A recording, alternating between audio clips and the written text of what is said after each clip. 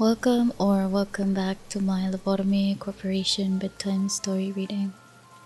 This is Hitori and I will be helping you fall asleep with some ambient audio and awesome OST from our favorite game as I learn more about Lobotomy Corporation's abnormalities. In the last video, we read about the grave of the cherry blossoms. So this time, it will be about the Forsaken Murderer. If you're new here, this is now the 9th video for Corp reading. You can view the entire playlist tag on the card on the upper right of this video. Let's begin. Forsaken Murderer T-01-54. Previously known as Abandoned Murderer, is an abnormality in the form of a near bald man with gray, asphyxiate-colored skin and a snapped neck.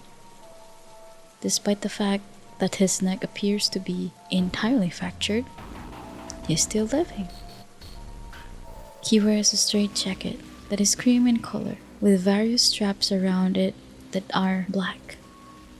While reaching, his head will change into a metallic shell-like shape, comparable to that of a head cone. Origin: Forsaken Murderer was once a feared, emotionless killer, incarcerated in a federal prison. Originally sentenced to death, some researchers decided to use him as a test subject to cure some unknown disease. The administration of unknown chemicals to Forsaken Murderer's body ended up curing his violent behaviors at the cost of his humanity. The excuse of the researchers for doing this was that they cured a disease. He was then unrestrained because the researchers stated that he no longer had any intention to attack. After some time, Forsaken Murderer said that his head was turning into metal and started to hit his head against objects and solid surfaces. After a severe injury, the researchers had no other option than to restrain him, as they no longer had any reason to fear him. They began to neglect him entirely.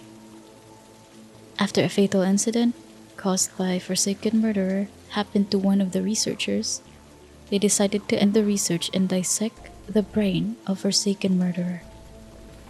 However, Forsaken Murderer is still alive. His trauma and illusion about his metal head followed him still.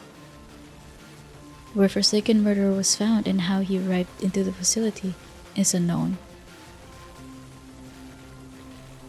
Ability: Forsaken Murderer's ability will trigger when his Sleepytime counter reaches 0. His Sleepytime counter can fluctuate in the following ways: decrease by 1 when getting a bad work result. Once his Sleepytime counter reaches 0, he escapes. While breaching, Forsaken Murderer crawls on his knees around the facility with his metallic hammerhead. He possesses low HP at 270 and average movement speed at 40, usually around by panic clerks. When near or next to an employee, he slams his metallic head onto the ground where they are or were located, dealing 2 to 4 red damage in a small area in front of him. If the employee does not get out of the way, the targets in the area of attack may receive different amount of base damage. He tends to follow nearby employees, including clerks, changing his path when the target leaves the room. Story: An abnormality whose brain is imbued with rage, screams, and malicious cries. There is a wound on his forehead that never seemed to heal. He hates everyone and everything. He wears a straight jacket but is as free as any man. No amount of chains and restraints is enough to prevent him from committing violence. He always had to wear a straitjacket. Some say he was a death row inmate from a federal prison. The researchers were always cautious around him. They felt that the straitjacket couldn't contain him. The researchers wanted to study a murderer's brain to prove that innate evil existed. It was difficult to determine who was worse: a man who murdered the innocent with no remorse, or the researchers who wanted to open up his brain to satiate their curiosity. A wide range of medicine and chemicals were injected into him. Some were used for the sake of humanity's future, while others were for few medical techniques. They all had the potential of changing the world.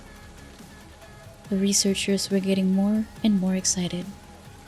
Although they didn't open the espresso, it was almost palpable. They said they found a cure, but they never said what was cured. The prisoner spoke less and less.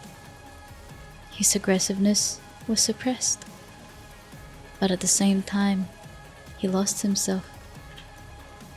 After an extensive review, he was permitted to have the straitjacket removed.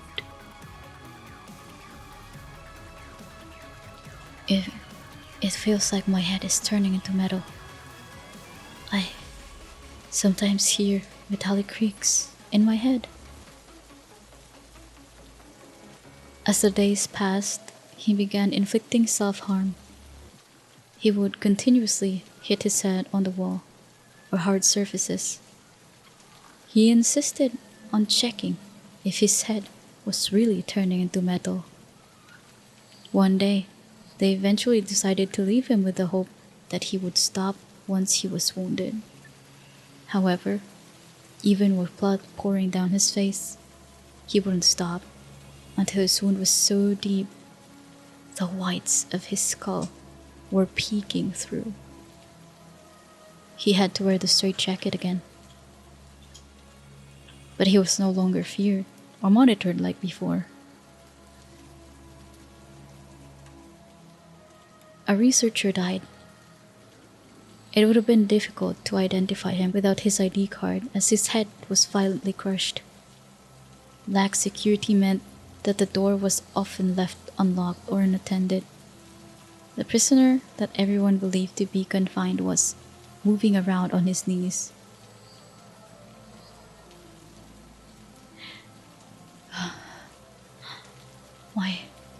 My head turning into metal. Faults in my brain being flattened. He kept repeating strange words, and the final procedure was quickly put in place. His treatment was halted, and he was dissected so his brain could be used for research. How do I know? I sedated him myself. He kept muttering nonsense until the end. And begins, and begins, and...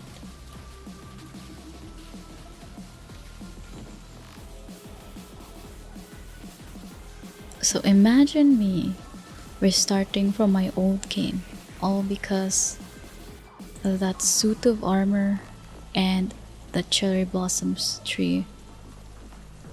And then getting this guy. Whenever I get near to his containment unit, he does this breathing thing, and it unsettles me so much. I don't like this abnormality at all. Aside from, if you have been in my streams before, this has nothing to do with balcony, okay? This guy is just absolutely creepy when my camera just faces him. Okay, nothing to do with balcony. On my early games though, I don't think he was that difficult. I feel like I was just really careful, making sure that he was getting attachment work done and he was always happy. Cause like I thought if you hug him enough, he ain't gonna hurt you. But apparently, in here, I see now that instinct work is actually favorable for this guy, especially for the first 2 levels. You get high quality work for instinct work on the first 2 levels. Everything else is common. Even attachment work list is common. No wonder sometimes I get him breaching because I was doing attachment work. He probably didn't like to be coddled after his brain was split open or something like that. It was actually quite funny when he was muttering that his brain is being smoothened. It's literally a mark of, you know, everybody says smooth brain, right? When they say smooth brain, it means you're not the sharpest tool in the shed. It means you're kinda dumb.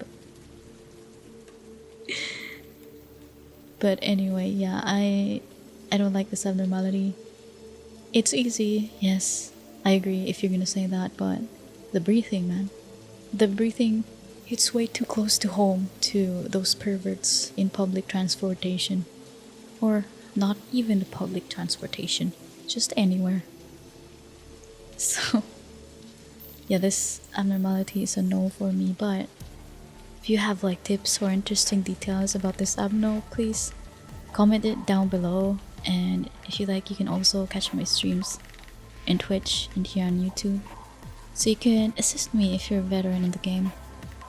If you want more Project Moon content from me, please don't hesitate to like the video. You can also support me further with my Patreon, and don't forget to subscribe. I would like to thank my current Patreon supporters that are shown on the screen, as well as my Twitch subscribers. I want to always let you know that I appreciate everything you do for me, truly. This thanks is also extended to you who's currently watching. Anyway, until next time, I hope you rest easy.